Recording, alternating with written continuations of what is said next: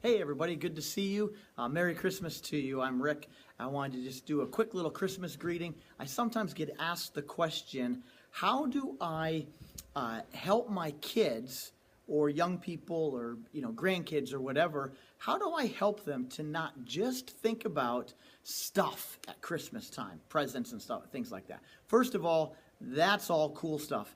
But it's really important as parents, as grandparents, as aunts, uncles, whatever, to help them keep things in perspective. I'm just going to give you a couple simple ways. First of all, if your life is full of materialism and that's all you're about, you can't fix that in the next 2 days, okay? So it's like cramming for a test that you've never been to any classes for. So the family that throughout the year keeps life in proper perspective will have no problem at Christmas time. So that's the thing. Let me, though, give you a couple hints of some things that will help you at Christmas time. First of all, enjoy everything.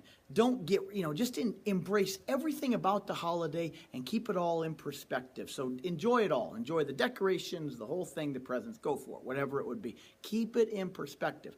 Two things, though, that'll really help is in your, whatever your tradition is, Christmas Eve, Christmas Day, make sure that a focus of it is the biblical story, reading of the Luke chapter 1, chapter 2, Matthew chapter 2. Have it be part of it. And that's a key thing. But here's what I really want you to make sure you do.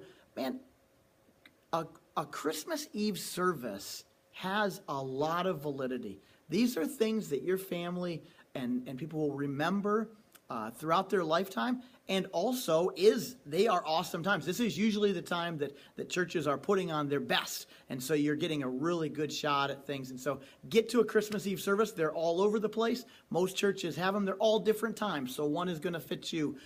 Get out to them.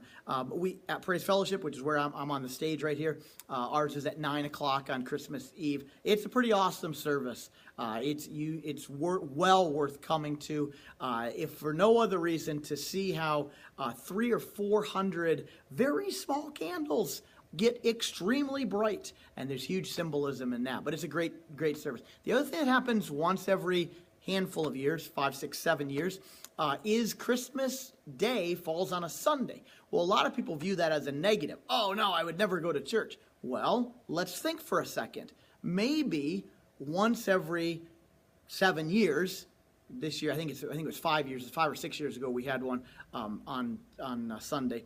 Once every 7 years, make the Sunday morning part of your Christmas celebration. Use it as an opportunity. If you say, I want to make sure that I keep Christ in Christmas, maybe having the church service as a part of it. It's not every year, but this year it is. And so maybe you want to get out to a Christmas morning service this year. Again, we meet at 10. It's going to be a really cool thing. It's all Christmas. It's all fun. It's a celebration. And just make it part of your celebration, not an irritant that has to be an addendum onto it. If you make a Christmas Eve or Christmas morning service as an irritant, guess what? You will be raising people who stay out of balance with material things and Jesus stuff. So get them all in balance and stuff like that. So I just encourage you to enjoy this season and include practical things, intentional things to make it significant. Also, as far as Christmas morning, this year, because it's on a Sunday, what a great time for those people who struggle at Christmas time. You do realize that most people don't have this amazing kids running around, Norman Rockwell type picture in their home. A lot of people, they don't do a lot Christmas morning. And so what a great time to have something to do of significance this year. So embrace it. Embrace that. And listen, have an awesome Christmas. Love you whole bunches. And I just wanted to address you. So Merry Christmas.